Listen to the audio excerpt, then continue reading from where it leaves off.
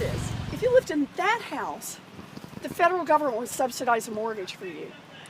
But if you lived in that house, the federal government discriminated against you and made it almost impossible for many of these people to be able to get mortgages.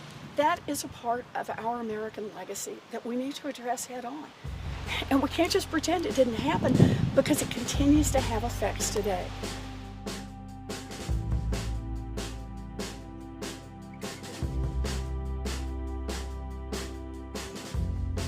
Homeownership is the #1 way that working families, middle-class families, build real wealth. And so it's no surprise that starting long, long ago, America subsidized the purchase of housing for white people. But they discriminated against the purchase of housing for black people. The consequence of that, generation after generation after generation. A lot of working white families had a chance to build wealth, and a whole lot fewer black families had that chance. And that kind of housing discrimination went on in this country into the 1960s. And even today, the consequences of that are still felt.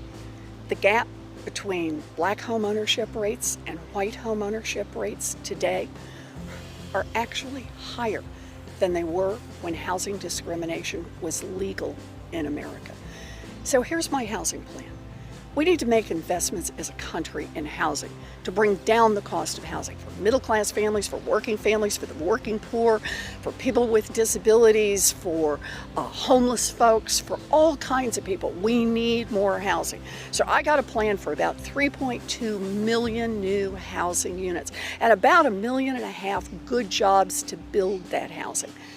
But it's got a special section in it that addresses this ugly history of redlining, the one that's still felt today. And it says, you know, if you live in a formerly, or lived in a formerly redlined area and have never had a chance to buy a home, or if you got kicked out of your home during the mortgage crash, we're going to make first-time buyer assistance available to you so you have a chance to buy a home to get in the game. Because America needs to face up to the things we've done wrong, and we got to start taking some steps toward making it right.